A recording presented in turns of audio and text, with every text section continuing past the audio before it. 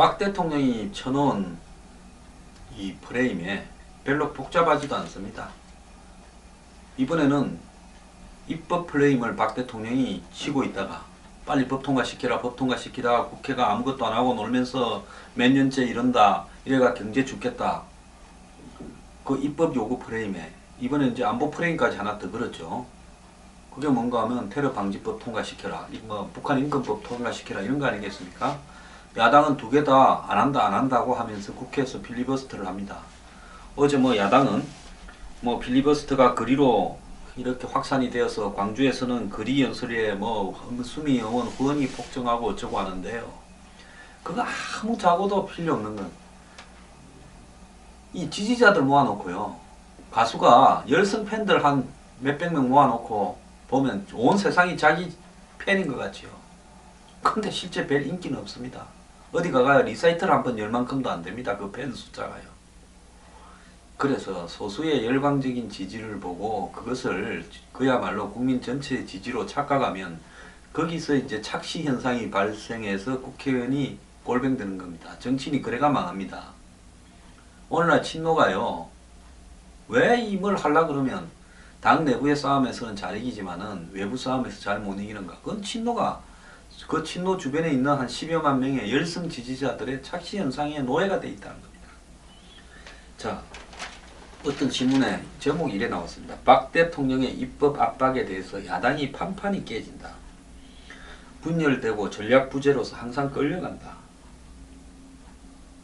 자, 이 지금 남아있는 각종 법들을 박 대통령은 야당 심판원으로 활용하고 있다.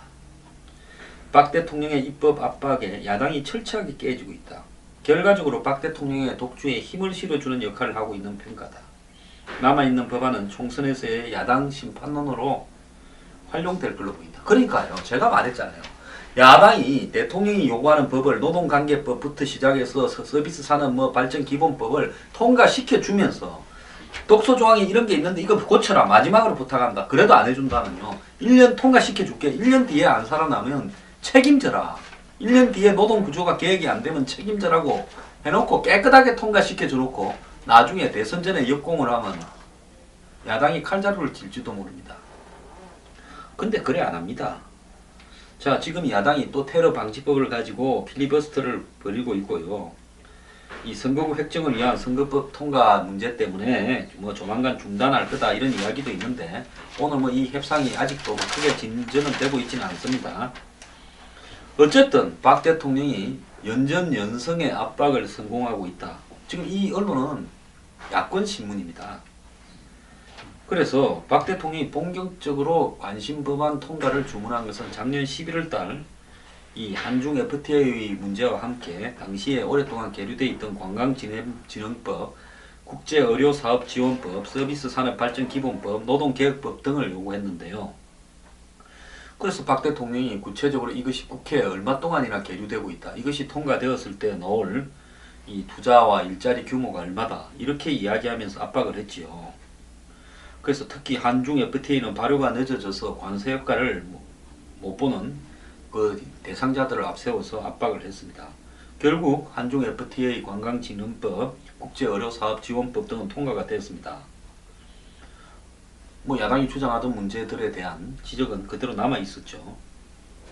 자, 또 박 대통령은 테러 방지법, 기업활동 활력제고법, 원시아법, 북한 인권법을 관심 법안에 추가했는데 야당은 북한을 자극할 수 있다고 북한 인권법에 대기업에 특혜를 준다고 원시아법에 이렇게 반대를 해왔습니다만 결국은 손을 들었습니다. 북한 인권법도 사실상 합의는 해놓고 아직 통과를 안 시키고 있고 원시아법은 통과됐잖아요.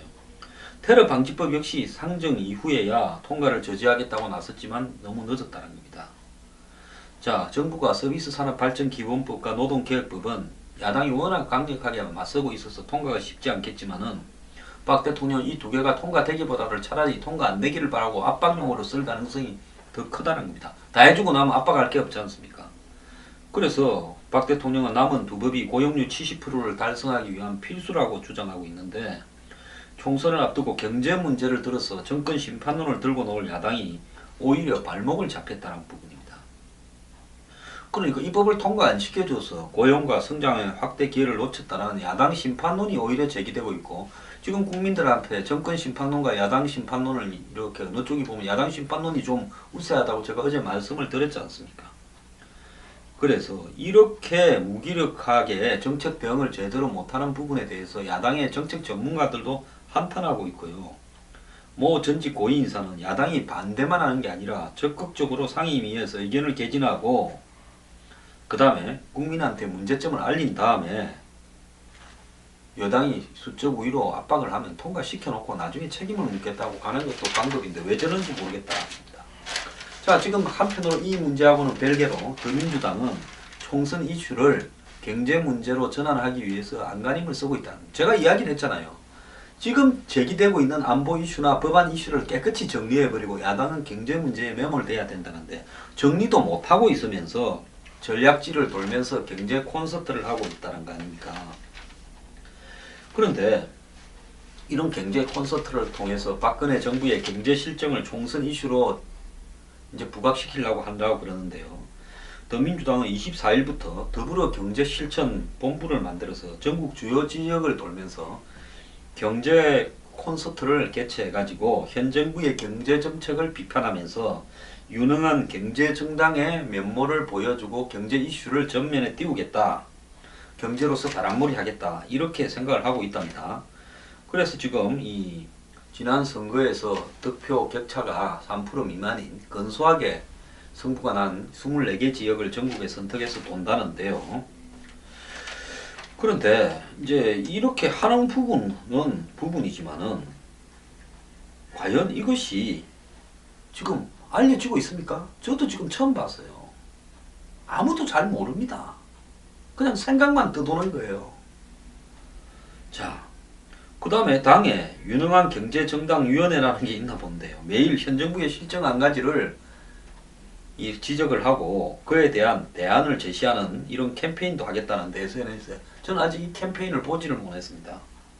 그리고 더민주당 지도부는 현재의 정부의 경제 성적표를 비판하며 경제 이슈 부각을 하려고 하는데 뭐 가계부채, 가계소득 이런 걸 지적을 하고 또 뭐 저기 김종인 위원장은 뭐 광주를 가서 뉴 광주 선언을 하고 어쩌고 하는데요.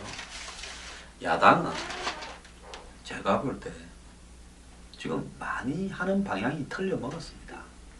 이렇게 한다고 야당이 원하는 식으로 한마디로 이슈가 전환되겠습니까? 조지 레이코프라고 미국의 유명한 언어학자가 코끼리를 생각하지 마라는 책에서 코끼리가 공화당의 상징인데 공화당이 쳐놓은 아젠다 그물에 걸려가지고 프레임에 걸려서 그게 기다 아니다 기다 아니다 아무리 싸워봤자 안되니까 코끼리는 아예 잊어버리고 별도의 프레임을 우리가 만들어야 된다라고 이야기를 한 겁니다. 그 당시에 민주당이 하도 선거에 지니까 클린턴 이전에 했던 이야기예요. 자, 지금 한번 보십시오. 안보 프레임, 그 다음에 법안 통과 프레임에 더민주당이 빠져있는데 이걸 갖고 뭐가 문제라서 안되니 뭐가 문제라서 통과시킬 수 없니 필리버스터 아무리 해봤자 안 통할 거다라는 부분입니다. 야당은 언제쯤 가야 정신을 차릴까요?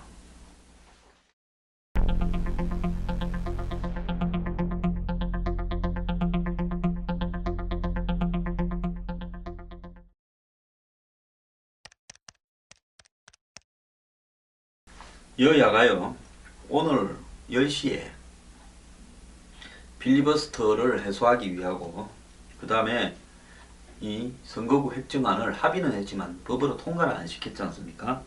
이걸 하기 위해서 2+2 즉 대표와 원내대표 양당에 두 명씩 회담을 갖기로 했는데 이게 무산됐다는 겁니다. 자, 무제한 토론을 필리버스터를 야당이 하고 있으니까 새누리당이 협상을 거부했다는데요.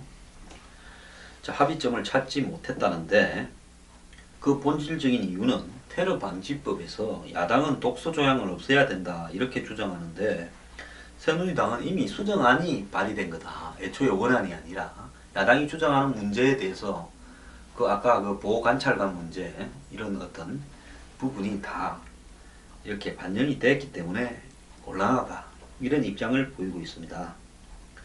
자, 뭐 둘이가 또 이야기를 하겠죠. 선거구 획정을 해야 되니까.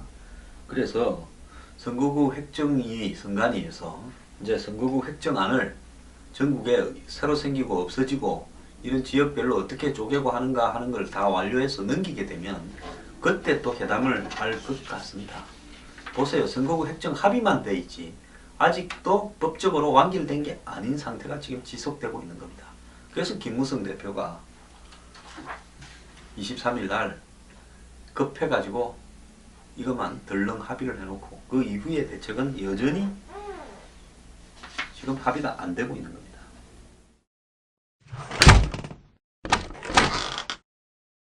국민의당 지지율이 이제 더 떨어져서 8%로 역대 최저를 기록하고 있답니다. 자, 이 한국갤럽이 국민 1,004명에게 물었는데 새누리당 42%, 이것도 참 신기한 지지율입니다. 더민주 19%, 이 집도 좀 떨어지네요. 국민의당 8%, 정의당 3%입니다. 이러다가 국민의당 지지율이 정의당 지지율로 수렴될 것 같습니다. 자, 이번 주 여야는 선거구에 획정에 합의했고 새누리당은 공천 면접, 더불어민주당은 현역 컷오프 명단 공개, 국민의당은 선대위 출범 등으로 이제 선거체제에 들어섰는데요. 이제 더민주는 또 필리버스터를 하고 있고 그렇죠. 이 필리버스터가 지금 정당 지지율에는 아무 상관없다는 겁니다. 제가 지지하는 소수만이 지지한다는 걸 갖고 착시하면 안 된다 그랬죠. 더민주당 지지율은 참고로 1% 떨어졌고 새누리당 지지율은 그대로랍니다. 그래서 이런 것들을 보면 도대체 좀 더민주당이나 국민의당은 생각을 갖고 있냐라는 부분에서 저는 좀 걱정스럽습니다.